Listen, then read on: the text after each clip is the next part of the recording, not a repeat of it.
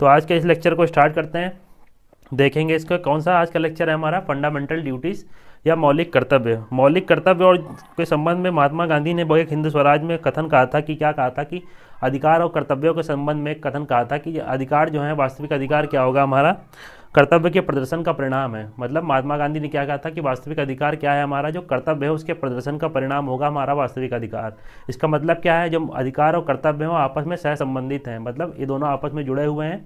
गांधी जी के शब्दों में अगर समझें तो अधिकार और कर्तव्य एक दूसरे से अलग नहीं किया जा सकता, ये दोनों आपस में जुड़े हुए हैं। इसका मतलब यही होगा, मतलब क्या, मौलिक अधिकार कर्तव्य के जो है प्रदर्शन का परिणाम है। तो इतनी चीज़ समझ लीजिएगा। तो स्टार्ट करते हैं आज का चैप्टर हमारा। और ये कथन भी आपसे कभी पूछ सकता है पेपर में कि किसने कहा, तो ये महात्मा गांधी जी ने कहा था, तो ये चीज़ ध्यान रखिएगा। तो ये बाकी हम स्टार्ट करते हैं आज का चैप्टर। यहाँ पर 9 लिखा है, सॉरी, ये नया एडिशन में चैप्टर नंबर 10 है। कौन सा, 7वां एडिशन जो आया हमारा लक्ष्मीकांत का, उसमें चैप्टर नंबर 10 में है कौन सा, हमारा मौलिक कर्तव्य का चैप्टर। तो स्टार्ट करते हैं, क्या दिया है देख लेते हैं बुक में। बुक में दिया है मौलिक कर्तव्य के पहली लाइन जो दी गई है क्या, कि यद्यपि नागरिकों के जो अधिकार हैं और कर्तव्य आपस में क्या है, संबंधित हैं, जैसा हमने भी बताया, लेकिन क्या किया जाता है, मूल संविधान में मूल मौलिक अधिकार का प्रावधान किया गया था, ना कि मूल कर्तव्य का। तो क्या बता रही बुक, ये है कि बुक में पहला लाइन लिखा हुआ है कि मौलिक अधिकार और कर्तव्य आपस में सह संबंधित हैं और इनको अलग नहीं किया जा सकता। अविभाज्य का मतलब है ये आपस में जुड़े हुए हैं। लेकिन क्या किया गया था, जो हमारा मूल संविधान था उसमें ये जो मौलिक अधिकार का चैप्टर तो था, लेकिन मूल कर्तव्यों को नहीं जोड़ा गया था। तो दूसरे शब्दों में क्या, संविधान निर्माता ने आवश्यक नहीं समझा कि नागरिकों के मूल कर्तव्य की संविधान में जोड़ा जाए। हालांकि उन्होंने क्या किया, जो राज्य के कर्तव्य हैं उसको डीपीएसपी के रूप में जोड़ रखा था संविधान में, हमारे 36 से 51 आर्टिकल तक का। तो उसको तो जोड़ा था, हम राज्य के जो कर्तव्य हैं उसको तो संविधान जो निर्माता थे उन्होंने जोड़ा, लेकिन जो मौलिक कर्तव्य थे, नागरिकों के कर्तव्य थे, उनको जोड़ना आवश्यक नहीं समझा। यही चीज़ इसमें बता रहा है। तो ये ध्यान में रखिएगा, 36 से 51 आर्टिकल ध्यान रखिएगा। 36 से 51 तक कौन से हैं, डीपीएसपी हैं, और 12 से 35 तक कौन सा है, तो 12 से 35 हमारा मौलिक अधिकार या फंडामेंटल ड्यूटीज, ये चीज़ ध्यान रखिएगा। आगे क्या दिया गया, बाद में 1976 में मूल कर्तव्यों को संविधान में जोड़ा गया और 2002 में इसमें जो 11वां मूल कर्तव्य था 86वें संविधान संशोधन द्वारा उसको जोड़ा गया था। तो 1976 में कौन से है, 42वें संविधान संशोधन, ये ध्यान रखिएगा। 42वें संविधान संशोधन द्वारा 1976 में इसको जोड़ा गया। मौलिक कर्तव्य का जो हमारा चैप्टर है 4 का में, भाग 4 का में, इसको जोड़ा गया। और साथ ही एक 86वां संविधान संशोधन हुआ था, उसके बाद 11वां जो मूल कर्तव्य हमारा उसको भी जोड़ा गया था। जो 86वां संविधान संशोधन हुआ था वो कब हुआ था, तो ये ध्यान में रखिएगा, 2002 में हुआ था। तो इतनी चीज़ देख लीजिएगा। आगे दिया है क्या, कि भारतीय संविधान ने मूल कर्तव्यों को पूर्ण रूप से कहाँ से लिया गया, तो रशिया के संविधान से लिया गया। तो ये लाइन इंपॉर्टेंट है, ध्यान रखिएगा, कहाँ से लिया गया, तो रशिया के संविधान से लिया गया हमारे जो संविधान ने मूल कर्तव्य दिया हुआ है। आगे दिया कि उल्लेखनीय है कि जितने भी लोकतांत्रिक देश हैं वहाँ पे मौलिक अधिकार तो दिए गए हैं लेकिन कर्तव्य नहीं है। एक्सेप्शन है जापान, जापान को छोड़ के जितने भी लोकतांत्रिक देश हैं वहाँ पे मूल कर्तव्यों का प्रावधान नहीं है वहाँ के संविधान में, लेकिन एक्सेप्शन है, एक जापान है, उसके बाद भारत ने भी इसको जोड़ लिया। तो कोई लोकतांत्रिक दो देश हैं जहाँ पे सिर्फ मौलिक कर्तव्यों का प्रावधान है फंडामेंटल राइट्स के साथ साथ, वो कौन से हैं, जापान और भारत। तो यही आगे दिया, देख लीजिए क्या दिया है कि प्रमुख लोकतांत्रिक देश जैसे America, Canada, France, Germany, Australia हो गए, इनमें क्या है, नागरिकों को कर्तव्य जो है उसको विश्लेषित नहीं किया गया है। संभवतः एकमात्र ऐसा कौन सा देश है, तो जापान है, जहाँ पे नागरिकों के कर्तव्यों का भी प्रावधान किया गया वहाँ के संविधान में। इसके विपरीत जितने भी समाजवादी देश हैं वहाँ पे कर्तव्यों का भी प्रावधान किया गया है। तो वही आगे दिया हुआ है क्या, कि साम्यवादी देश या समाजवादी देश जो होते हैं वहाँ अपने नागरिकों के अधिकारों के साथ साथ कर्तव्यों का भी बराबर महत्व दिया जाता है। और उसके संविधान में घोषणा की गई है कि नागरिकों के अधिकार का प्रयोग एवं स्वतंत्र उनके कर्तव्यों और दायित्वों का निष्पादन से अविभाज्य हैं। तो उनके जो कर्तव्य और दायित्व हैं वो मूल अधिकार के साथ साथ इनके दोनों को अलग नहीं किया जा सकता। तो ये ध्यान में रखिएगा, ये कहाँ पे दिया गया, रूस के संविधान में घोषणा की गई है ऐसी कि नागरिकों के अधिकार का जो प्रयोग है और उनकी जो स्वतंत्रता है प्रयोग की, वो कर्तव्य और दायित्वों के निष्पादन से अलग नहीं है। तो इतनी चीज़ ध्यान में रखिएगा। आगे क्या दिया है, स्वर्ण सिंह समिति की रिकमेंडेशन पर ही जोड़ा गया था। तो देख लेते हैं आगे सिफारिशें क्या थी। तो इमरजेंसी के दौरान मूल कर्तव्य आए थे, ये भी चीज़ ध्यान में रखिएगा, इंदिरा गांधी जी के ज़माने में। तो देख लेते हैं इसमें 1976 में क्या हुआ, कांग्रेस पार्टी ने सरदार स्वर्ण सिंह समिति के गठन किया, ठीक है। और इमरजेंसी के ड्यूरिंग जो आपातकाल चल रहा था हमारा 25 जून 1975 को जो आपातकाल लगा था हमारा, तो आपातकाल की घोषणा कब हुई थी, तो ये भी ध्यान में रखिएगा, 25 जून 1975 को आपातकाल की घोषणा हुई थी। उसी इमरजेंसी के ड्यूरिंग जो 75 से 77 तक चली है, उसी के बीच में 1976 में ये मौलिक कर्तव्यों का प्रावधान जोड़ा गया था। उसके लिए कमेटी गठित की गई थी, कौन सी, स्वर्ण सिंह कमेटी का गठन किया गया था। तो ये देख लीजिएगा आगे क्या दिया है कि 75 से 76 तक इमरजेंसी के दौरान स्वर्ण सिंह समिति गठित की गई और उसी के दौरान मूल कर्तव्यों को उनकी आवश्यकता आदि के संबंध में संस्तुति देनी थी, जो स्वर्ण सिंह समिति गठित की गई थी। समिति ने सिफारिश की कि संविधान में मूल कर्तव्यों का एक अलग क्या होना चाहिए, पार्ट होना चाहिए। जैसे 4 का जोड़ा गया इस समय में, कहाँ पे मूल कर्तव्य, तो 4 का या 4A में है, भाग 4 का में मूल कर्तव्य है। तो वही बता रहा है कि क्या बोला था कि समिति ने सिफारिश की थी कि संविधान में मूल कर्तव्यों का एक अलग पार्ट होना चाहिए। इसे बताया गया है कि नागरिकों के अधिकारों के प्रयोग के अलावा अपने कर्तव्यों को भी निभाना आना चाहिए। और यह भी बताया समिति ने कि नागरिक अधिकार तो हैं ही उनके पास, साथ ही उनके कुछ कर्तव्य होने चाहिए ताकि उसको भी निभाने की उनकी आदत पड़ जाए। आगे बताया है केंद्र सरकार ने क्या किया, इन सिफारिशों को स्वीकार किया और 42वां संविधान संशोधन किया 1976 में, और 4 का जोड़ दिया किसमें, संविधान में एक भाग जोड़ा गया 4 का। तो ये चीज़ ध्यान रखिएगा। इस नए भाग में केवल एक अनुच्छेद जोड़ा गया, कौन सा, 51A। इसी में 11 के 11 जो है हमारे कर्तव्य वो जोड़े गए हैं अनुच्छेद 51A में, या 51 काम है, तो 51 काम में जोड़े गए हैं सारे के सारे कर्तव्य। उसमें शुरुआत में ये 10 थे, बाद में 86वें संविधान संशोधन द्वारा 11वां कर्तव्य जोड़ा गया। तो इतनी चीज़ ध्यान में रखिएगा। क्या किया गया आगे इसमें दिया है, जिसमें पहली बार नागरिकों के 10 मूल कर्तव्यों का विशेष उल्लेख किया गया। और सत्तारूढ़ जो उस समय कांग्रेस पार्टी थी जिसने ड्यूरिंग इमरजेंसी लगाई थी, उसने क्या किया, संविधान में मूल कर्तव्यों को न जोड़ा जाना ऐतिहासिक भूल बताई। और इसी को जो काम संविधान निर्माता ना कर सके वो किसने किया, कि कांग्रेस पार्टी ने किया उस समय, ऐसा उन्होंने बताया। तो वही चीज़ लिखा हुआ इसमें, क्या, जो कांग्रेस पार्टी थी उसने घोषणा की कि संविधान में मूल कर्तव्यों को ना जोड़ा जाना एक ऐतिहासिक भूल है, और जो काम संविधान निर्माता नहीं कर पाए उन्होंने क्या किया, उसे अब किया जा रहा है। तो ये चीज़ ध्यान में रखिएगा, ये लिखा है इसमें। आगे बताया गया कि स्वर्ण सिंह समिति ने संविधान में 8 मूल कर्तव्यों के जोड़े जाने की सिफारिश की गई। तो ये लाइन इंपॉर्टेंट है, ध्यान में रखिएगा। जो कमेटी ने रिकमेंडेशन दी थी वो 8 मूल कर्तव्यों के लिए दी थी, लेकिन बाद में इसमें 10 जोड़े गए थे, और 11वां मैंने बताया अभी 86वें संविधान संशोधन द्वारा जोड़ा गया था। सुझाव दिया था, लेकिन 42वें संविधान संशोधन द्वारा जब इसको जोड़ा गया तो 10 मूल कर्तव्यों को जोड़ा गया। और जो समिति ने रिकमेंडेशन दी थी उसमें जो 3 ऐसे मूल कर्तव्य थे जिनको नहीं जोड़ा गया है, तो देख लीजिए कौन कौन से थे। तो समिति के रिकमेंडेशन के आधार पर ये 3 ऐसे मूल कर्तव्य हैं जिनको नहीं जोड़ा है, देख लीजिए कौन कौन से हैं। तो संसद क्या किसी आर्थिक दंड या सजा का प्रावधान तब कर सकती है जब कोई किसी मूल कर्तव्य को अनुपालन ना करें। तो ऐसा ये प्रावधान किया गया था इनकी, जो स्वर्ण सिंह समिति ने बताया था कि अगर कोई मूल कर्तव्य है उसका अनुपालन ना करे तो जो संसद है वो दंड का प्रावधान भी कर सकती है। तो इसको नहीं जोड़ा गया था। और दूसरा क्या था, दूसरा बताया गया था कि मूल अधिकारों को लागू करने के आधार पर मूल कर्तव्यों के अरुचिकर होने पर भी कोई कानून इस तरह का अर्थ या दंड का प्रावधान अदालत द्वारा नहीं करेगा। और तीसरा क्या था कि कर अदायगी, ये भी क्वेश्चन बहुत बार पूछा जाता है, कर अदायगी भी उन्होंने बताया था कि मूल कर्तव्य में जोड़ना, इसको भी नहीं जोड़ा गया था। तो ये 3 प्रकार की चीज़ें नहीं जोड़ी गई थी, इनको एक बार फिर से पढ़ लीजिएगा। और ये जरूर ध्यान रखिएगा, कर अदायगी हमारा मूल कर्तव्य नहीं है। तो ठीक है, आगे सूची दी गई है मूल कर्तव्यों की, इसको देख लीजिए। तो ये तो आप पढ़ ही लेंगे, लेकिन एक बार मैं फिर से बता देता हूँ। मूल कर्तव्य जो दिए गए हैं उनको देख लेते हैं। क्या पहला मूल कर्तव्य क्या है, संविधान का पालन करना और उसके आदर्शों और संस्थाओं द्वारा, उसके आदर्शों, संस्थाओं और राष्ट्रध्वज और राष्ट्रगान का आदर करना। तो पहला मूल कर्तव्य क्या है, 51 का जो पहला दिया है मूल कर्तव्य, क्या बता रहा है, वो बता रहा है कि उस संविधान का पालन करना, साथ ही उसके आदर्श जो हैं और उसके संस्थान हैं, और जो राष्ट्रध्वज है और जो राष्ट्रगान है उसका आदर करना। तो इतनी चीज़ ध्यान रखिएगा। इसको क्या करना, इसको ऐसे याद कर सकते हैं आप, 51 का ए से ध्यान रख सकते हैं, एंथम। तो इसमें एंथम दिया गया है, तो राष्ट्रगान का आदर करना मतलब नेशनल एंथम का आदर करना। तो 51 का ए से इसको याद कर सकते हैं।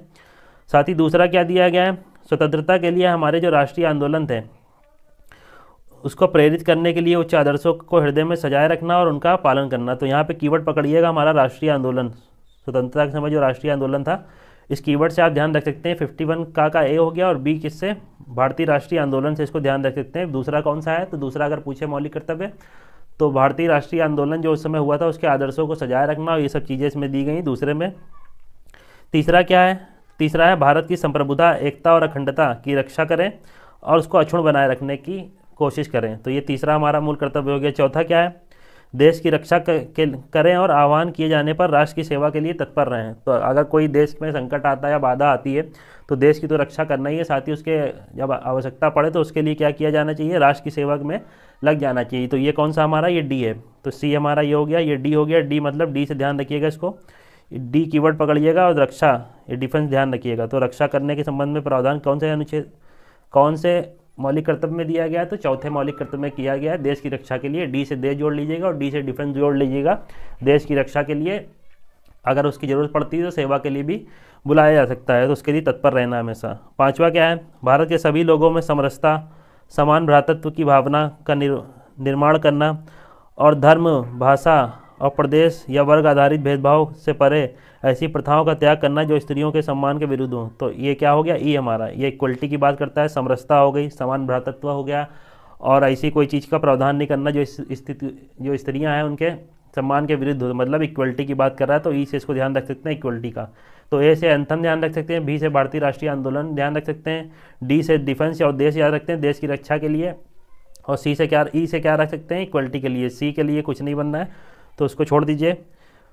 ये हमारा हो गया तीसरा। छठा कौन सा हो गया, 5 तक हो गए। छठा क्या, हमारी सामसिक संस्कृति जो है और उसकी गौरवशाली परंपरा का महत्व समझें और उसका परिरक्षण करें।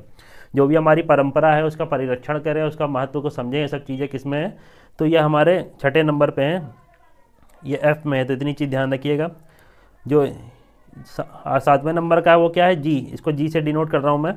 तो प्राकृतिक पर्यावरण जिसके अंतर्गत क्या क्या आता है, वन, झील, नदी, वन्य जीव आते हैं, उसकी रक्षा करना और संवर्धन करना और परिमार करना, उसके दया भाव रखना। तो जी से ग्रीनरी याद रखिएगा, प्राकृतिक पर्यावरण दिया है तो जी कीवर्ड से ग्रीनरी याद रखिएगा। तो प्राकृतिक पर्यावरण जिसके अंतर्गत क्या करना है हमें, वन, झील, नदी ये सब आते हैं, उनकी रक्षा करना और उनका संवर्धन करना, तथा ये क्या, प्राणी मात्र के प्रति दया भाव रखना, जो भी प्राणी मात्र है उनके प्रति दया भाव रखना, ये सब चीज़ें किसमें है, तो ये जी से ध्यान रखिएगा, ग्रीनरी से रिलेटेड कर लीजिएगा। और प्राकृतिक पर्यावरण दिया भी है किसमें, वन, झील, ये सब चीज़ें बताई गई हैं, और प्राणी मात्र के लिए दया का भाव रखना, ये कौन सा हो गया हमारा, ये 7वां प्रकार का हो गया हमारा फंडामेंटल ड्यूटीज़। 8वीं क्या है, वैज्ञानिक दृष्टिकोण, मानववाद और ज्ञानार्जन तथा सुधार की भावना का क्या करना, विकास करना। तो इसको ध्यान रखिएगा, ह्यूमैनिटी और मानववाद, ये कीवर्ड ध्यान में रखिएगा, ह्यूमैनिटी और मानववाद। तो एच से ह्यूमैनिटी होगी, उसका मतलब क्या होता है, मानववाद, ये सब चीज़ें कनेक्ट करके पढ़ सकते हैं कीवर्ड। बाकी मैं बता दे रहा हूँ, बाकी अगर आपके पास कोई और ट्रिक हो तो उसको भी बताइएगा। नेक्स्ट क्या है, 9वें नंबर का, सार्वजनिक संपत्ति को सुरक्षित रखना और हिंसा से दूर रहना। 10वां क्या है, व्यक्तिगत और सामूहिक गतिविधियों के सभी क्षेत्रों में उत्कृष्ट बढ़ाने और सतत प्रयास करें, जिससे क्या हो, राष्ट्र निरंतर बढ़ते हुए प्रबल और क्या लिया है, प्रबल और उपलब्ध की गई ऊंचाइयों को छू सके। तो ये सब ध्यान रखिएगा। 10वां है कौन सा, व्यक्तिगत और सामूहिक गतिविधियों के में सभी क्षेत्रों में क्या करना है, ऐसे कार्य करने जिससे राष्ट्र क्या कर सके, उसको बढ़ावा मिल सके, उसके विकास की प्रगति को तेजी किया जा सके। 11वां आपको पता होगा, 86 नंबर जो कॉन्स्टिट्यूशन अमेंडमेंट हुआ 86वां 2002 में, उसमें जोड़ा गया 6 से 14 वर्ष की आयु के बच्चों के लिए जो उनके माता पिता होंगे उनका क्या करना पड़ेगा, उनकी शिक्षा का देखभाल करनी पड़ेगी। तो यही चीज़ दिया हुआ उसमें, ठीक है। तो ये ध्यान में रखिएगा, ये हमने 11 के 11 बता दिए हैं। पहला क्या हो गया, तो पहला हम हो गया संविधान का पालन करना, उसके आदर्शों को क्या करना और उसकी संस्था जो है, साथ ही राष्ट्रध्वज और राष्ट्रगान के प्रति क्या करना, आदर करना। दूसरा दिया है स्वतंत्रता के लिए राष्ट्रीय आंदोलन के जो प्रेरित करने वाले उच्च आदर्श हैं उनको हृदय में संजोए रखना। तीसरा क्या है, तो सी हमारा है कि भारत की संप्रभुता, एकता और जो भारत की संप्रभुता है, एकता है, अखंडता है, उसकी रक्षा करना। डी हमारा देश की रक्षा करना और समय जरूरत पड़ने पर देश के लिए सेवा के लिए तत्पर रहना। जो कौन सा हो गया हमारे, ये वाला हो गया। छठा देख लेते हैं, छठा क्या है, देश के सभी, सॉरी 5वां क्या है, सभी लोगों में समान भ्रातृत्व और समान भावना का प्रेरित करना, और जो स्त्रियां हैं उनकी सुरक्षा के लिए ऐसा कोई कार्य न करना जिनसे उनके सम्मान को ठेस पहुँचे। 5वां क्या है, सॉरी छठा कौन सा है, हमारी सामसिक संस्कृति है और गौरवशाली परंपरा, उसके महत्व को समझना है और उसका क्या करना है, परिरक्षण करना है। और जो 7वां है जी, जिसको हमने कह रखा है प्राकृतिक पर्यावरण की, जिसके अंतर्गत वन, झील ये सब चीज़ें आती हैं, उसकी रक्षा करना और संवर्धन करना और जो प्राणी मात्र है उनके प्रति दया भाव रखना। 8वां क्या है, वैज्ञानिक दृष्टिकोण और मानववाद का ज्ञान अर्जन करना। 9वां क्या है, तो सार्वजनिक संपत्ति की सुरक्षा करना। ये सब चीज़ें दी हैं 9वें में। और 10वां क्या है, व्यक्तिगत और सामूहिक गतिविधियों के सभी क्षेत्र में उत्कृष्टता की ओर बढ़ना और सतत प्रयास करना कि जिससे क्या हो, राष्ट्र निरंतर बढ़ते हुए प्रबल और उपलब्ध की गई ऊंचाइयों को छू सके। तो इतनी चीज़ ध्यान रखिएगा। 11वां आपको पता होगा, बच्चों के लिए 6 से 14 वर्ष की, ध्यान रखिएगा यहाँ 6 से 14 वर्ष है, ना कि 0 से 6। तो ये 86वां अमेंडमेंट जो हुआ था 0 से 6, यहाँ पे 6 से 14 कर दिया गया और वहाँ पे 0 से 6 कर दिया गया। जो हमारा DPSP में है 45वां आर्टिकल शायद, वहाँ पे दिया 0 से 6 वर्ष के बच्चों के लिए। तो इतनी चीज़ ध्यान रखिएगा। आगे देख लेते हैं क्या मूल कर्तव्यों की विशेषताएं। क्या दिया है, निम्नलिखित बिंदुओं को मूल कर्तव्यों की विशेषताओं के संदर्भ में उल्लिखित किया गया। कौन कौन से मूल कर्तव्य हैं, तो क्या दिया, पहला उनमें से कुछ नैतिक कर्तव्य हैं और कुछ नागरिक कर्तव्य हैं। तो मूल कर्तव्य जो दिए गए उनमें से कुछ नैतिक हैं और कुछ नागरिक हैं। नैतिक का मतलब मोरलिटी है, उससे ध्यान रखिएगा। मोरल कौन से हैं? उदाहरण के लिए दिया गया जैसे स्वतंत्रता संग्राम के उच्च आदर्शों का है का सम्मान करना और नैतिक दायित्व है हमारा। जो स्वतंत्रता संग्राम के उच्च आदर्श है उनका जो सम्मान करना, ये हमारा कौन सा आदर्श है? तो नैतिक आदर्श है। साथ ही इसमें क्या, राष्ट्रीय ध्वज और राष्ट्रीय गान का जो आदर करना वो हमारे कौन से हो गए? तो नागरिक के कर्तव्य हो गए, मूल कर्तव्य हो गए। वहीं दूसरा दिया गया, ये क्या है? ये मूल्य भारतीय परंपरा, पौराणिक कथाओं, धर्म एवं पद्धतियों से संबंधित है। दूसरे शब्दों में क्या कि ये मूलतः भारतीय जीवन पद्धति के आंतरिक कर्तव्यों से वर्गीकरण करता है। ये सब विशेषताएं हम देख रहे हैं, कुछ नैतिक हैं तो कुछ नैतिक हैं तो कुछ नागरिक कर्तव्य हैं, और ये सब विशेषताएं इसमें दी गई हैं। आगे क्या दिया है विशेषता में कि कुछ मूल अधिकार जो सभी लोगों के लिए हैं, चाहे वे नागरिक हों विदेशी हों, लेकिन जो मूल कर्तव्य हों केवल किसके लिए हैं? तो मूल कर्तव्य केवल भारतीयों के लिए हैं, जो भारत की नागरिकता लिए हुए उसी के लिए, जो भारतीय नागरिक है उनके लिए सिर्फ मूल कर्तव्य दिया गया। तो ये विशेषता है। वहीं मूल अधिकार की बात करें तो मूल अधिकार हमारा किसके? नागरिक और विदेशी दोनों के लिए कुछ प्रावधान उसमें किए गए हैं। जैसे 15, 16, 19, 29, 30 आर्टिकल है अनुच्छेद फंडामेंटल ड्यूटीज़ में, वो सिर्फ और सिर्फ किसके लिए हैं? तो आपको पता होगा सिर्फ नागरिकों के लिए हैं। वहीं अगर अदर उनकी बात करें फंडामेंटल राइट्स की, तो नागरिक और विदेशी दोनों के लिए प्राप्त हैं। तो वही चीज़ मैं बता रहा है, ये केवल नागरिकों के लिए है, ना कि विदेशियों के लिए भी। और चौथा जो इसमें दिया है विशेषता में क्या, निदेशक तत्वों की तरह मूल कर्तव्य गैर न्यायोचित हैं, ये आपको पता होना चाहिए।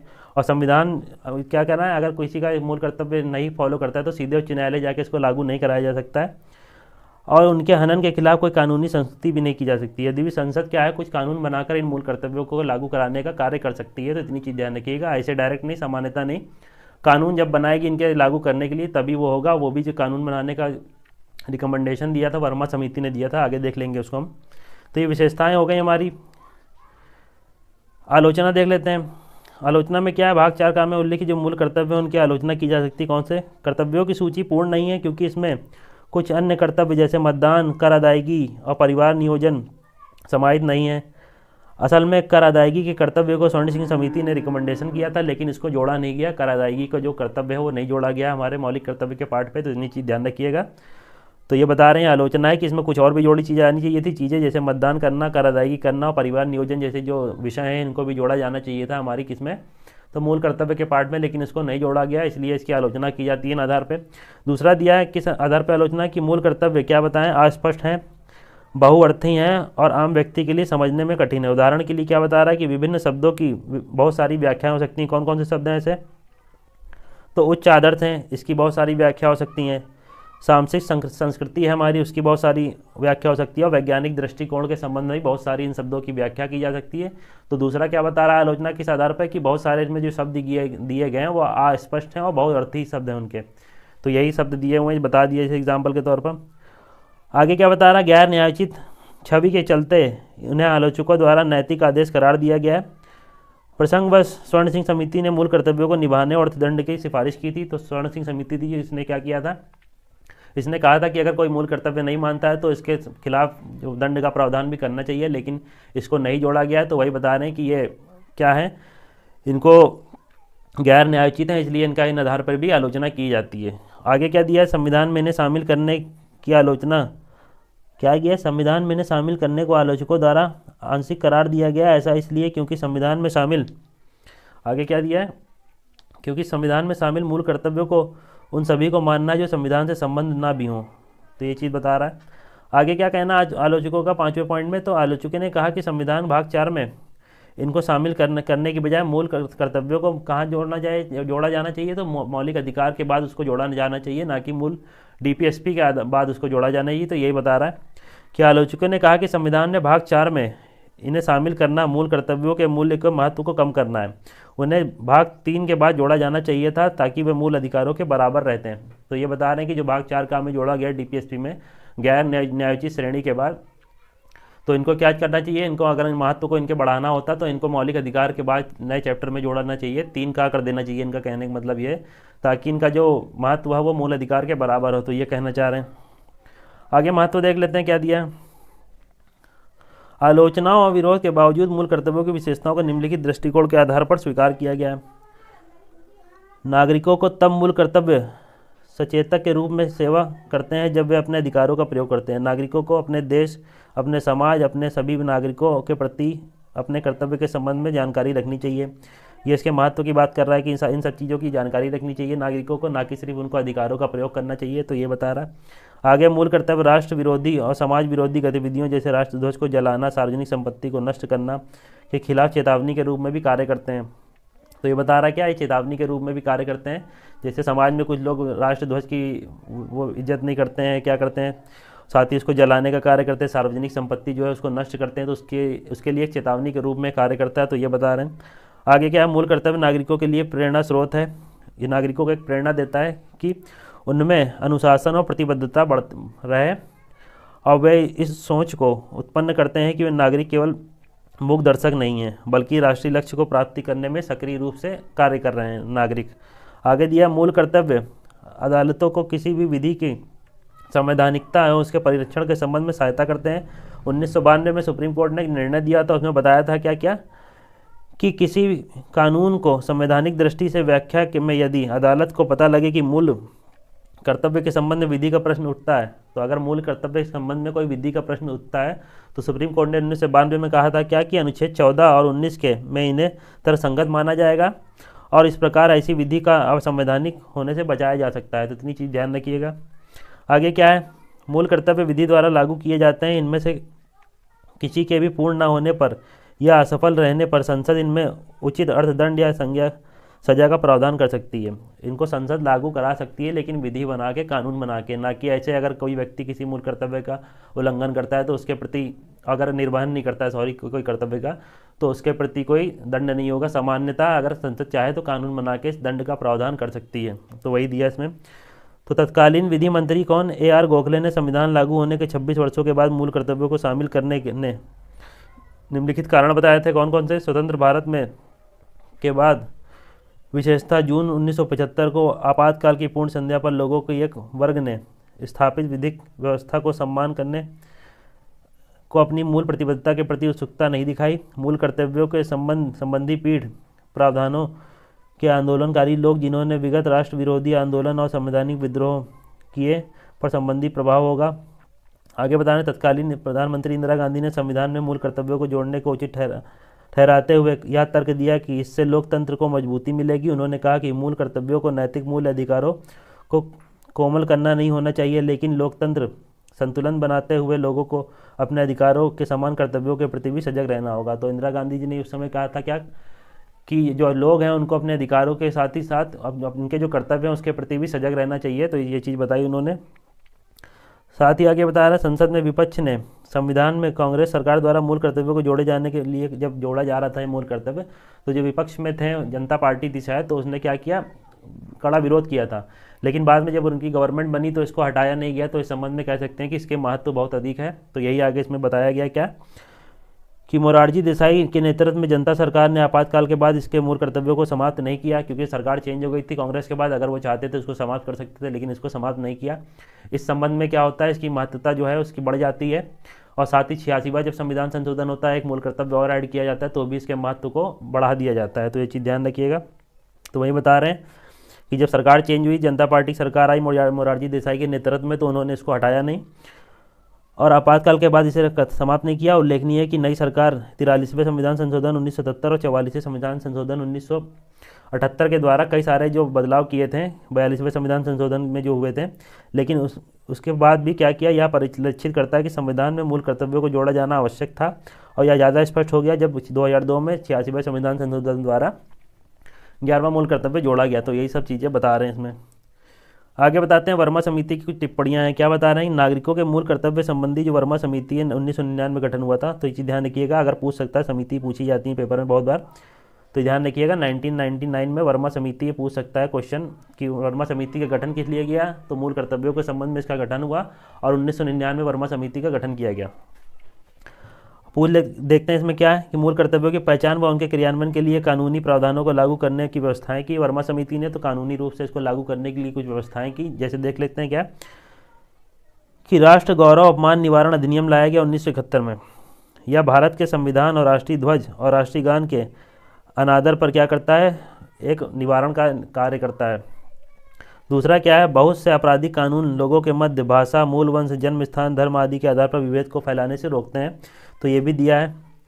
आगे सिविल प्रक्रिया संहिता जो है सिविल अधिकार संरक्षण अधिनियम, तो सिविल अधिकार संरक्षण अधिनियम 1955 में क्या दिया गया, जाति और धर्म से संबंधित अपराधों पर दंड की व्यवस्था करता है। तो ये सब चीज़ें क्या करती हैं, जो मूल कर्तव्य में कुछ प्रावधान दिए गए हैं उस संबंध में ये सब जो दिए हैं अधिनियम, तो ये दंड के प्रावधान करते हैं। जैसे क्या, तो पहले में जैसे बताया गया कि यह क्या करता है, संविधान और राष्ट्रीय ध्वज और राष्ट्रीय जो गान है उसका अनादर करने पर उसका निवारण करता है। साथ ही जो हमारा सिविल अधिकार संरक्षण अधिनियम 1955 का वो क्या करता है, वो भी ये प्रावधान करता है कि क्या करें, जाति धर्म के आधार पर अगर कोई व्यक्ति विभेद करता है किसी से, व्यक्ति या राज्य कोई भी विभेद करता है तो उसके संबंध में प्रावधान दिए गए, दंड का प्रावधान है। आगे क्या देखते हैं, आगे बताते हैं क्या जो चौथा इन्होंने दिया है वर्मा समिति की रिकमेंडेशन के आधार पर। तो भारतीय दंड संहिता जो हमारी आईपीसी है वो घोषणा करती है कि राष्ट्रीय अखंडता के लिए पूर्वग्रह से ग्रस्त अभ्यारोपण और अभिकथन दंडात्मक अपराध होगा। छठा क्या है, विधि के विरुद्ध क्रियाकलाप निवारण अधिनियम 1976 जो है, सॉरी क्या है, विधि के विरुद्ध निवारण अधिनियम 1976 जो है वो क्या बताता है कि किसी सांप्रदायिक संगठन को गैर कानूनी घोषित करने के लिए व्यवस्था करता है क्या, हमारा विधि विरुद्ध क्रियाकलाप निवारण अधिनियम जो है। आगे जनप्रतिनिधित्व अधिनियम है वो बताता है क्या, कि भ्रष्टाचार में अगर कोई संलिप्तता है और धर्म के आधार पर वोट मांगे जाते हैं या लोगों में धर्म जाति भाषा के आधार पर विभेद बढ़ाने वाले जो सांसद के सदस्य हैं वो क्या करते हैं, और राज्य विधानमंडल के सदस्य हैं उनको अयोग्य घोषित करार करने की व्यवस्था की गई। तो जनप्रतिनिधित्व अधिनियम भी ध्यान रखिएगा 1951 का, उसमें क्या दिया गया है कि अगर कोई जाति के आधार पर, कोई धर्म के आधार पर वोट मांगता है और कोई भ्रष्टाचार में संलिप्त है, साथ ही लोगों में धर्म जाति आदि के आधार पर विभेद फैलाता है, तो चाहे संसद का सदस्य हो और चाहे राज्य विधानसभाओं का सदस्य हो, उसको अयोग्य घोषित किया जा सकता है। और ये अयोग्य की घोषणा कौन करता है, तो स्पीकर करता है। जो भी अध्यक्ष होगा, चाहे लोकसभा का हो, राज्यसभा का सभापति हो, विधानसभा का अध्यक्ष हो, तो ये सब क्या करते हैं, यही अयोग्यता का निर्धारण करते हैं। आगे दिया वाइल्ड लाइफ प्रोटेक्शन एक्ट जो हमारा 1972 का, वो भी प्रावधान करता है दुर्लभ और लुप्तप्राय प्रजातियों के संबंध में। तो जो 51G है उसके संदर्भ में ध्यान रखिएगा, 51G इसको कनेक्ट कर लीजिएगा, 51G के संदर्भ में प्रावधान किया गया। और आगे क्या है, वन संरक्षण अधिनियम हमारा 1980 वो क्या बताता है, वनों की अनियंत्रित कटाई और वन भूमि और गैर वन उद्देश्यों के लिए इस्तेमाल पर रोक लगाता है। तो ये सब चीज़ें ध्यान में रखिएगा। तो ये हमारा लेक्चर खत्म होता है। कुछ संदर्भ सूची दी गई है, जैसे मूल अधिकार में कौन कौन से नागरिक और विदेशी दोनों को प्राप्त है, तो ये लिस्ट दे दी गई है। बाकी 15, 16, 19, 29 और 30 ध्यान रखिएगा। ये केवल इतनी चीज़ ध्यान रखिएगा, 5 ठो, बाकी ये ना याद करने की कोशिश करिएगा। ये सारे के सारे जो हैं केवल नागरिकों को हैं, तो ये ध्यान रखिएगा, केवल नागरिकों को, तो इनको ध्यान में रखिए, केवल नागरिक को हैं ये प्राप्त, और बाकी जो है विदेशियों को प्राप्त हैं। और बाकी ये दिया गया नेशनल फोरम, ये सब चीज़ें आप पढ़ लीजिएगा अपने मन से। तो ये हमारा चैप्टर खत्म होता है। इसमें देख लेते हैं हम जो क्रक्स पॉइंट है हमारा, मतलब इसमें क्या आपको नोट करना चाहिए। तो नोट डाउन के लिए मैंने पॉइंट दे रखे हैं, जैसे ये देख लिए फंडामेंटल ड्यूटीज यहाँ लिख दिया, मौलिक कर्तव्य। तो इसमें पहली पॉइंट क्या ध्यान रखना है, मूल संविधान में नहीं थे, कब जोड़ा गया, तो 42वें संविधान संशोधन 1976 द्वारा जोड़ा गया। तो किसके रिकमेंडेशन में, स्वर्ण सिंह। तो इतनी चीज़ ध्यान रखिएगा, आगे लिखा भी है स्वर्ण सिंह समिति। तो क्या पहली चीज़ ध्यान रखनी है, फंडामेंटल ड्यूटीज के संदर्भ में मूल संविधान में नहीं था, 42वें संविधान संशोधन द्वारा जोड़ा गया स्वर्ण सिंह समिति की रिकमेंडेशन पे। और क्या ध्यान रखना है, जब इनको मूल संविधान में जोड़ा गया था पहली बार, तो तब ये 10 थे। तो जब पहली बार इनको जोड़ा गया 42वें संविधान संशोधन द्वारा, तब ये 10 थे। फिर 11वां मूल कर्तव्य जोड़ा जाता है 86वें संविधान संशोधन द्वारा 2002 में। तो ये ध्यान रखिएगा, 86वें संविधान संशोधन द्वारा 11वां मूल कर्तव्य जोड़ा जाता है। जो 6 से 14 वर्ष के बच्चे हैं उनकी शिक्षा के संबंध में प्रावधान करता है, अभिभावक उसका प्रावधान करें, ये बताता है। लिया कहाँ से गया, तो रशिया से लिया गया है। और स्वर्ण सिंह समिति ने जो रिकमेंडेशन की थी वो 8 मूल कर्तव्यों की, जो 8 मूल कर्तव्यों के संबंध में रिकमेंडेशन की थी। तो ये चीज़ ध्यान रखिएगा। तो ये बताया गया। साथ ही जो कर अदायगी है वो हमारा क्या है, मूल कर्तव्य नहीं है। कर अदायगी हो गया और राइट टू वोट हो गया, ये भी ध्यान रखिएगा। राइट टू वोट जो है ये दोनों क्या है, ये मूल कर्तव्य में नहीं आते हैं। तो इतनी चीज़ ध्यान रखिएगा।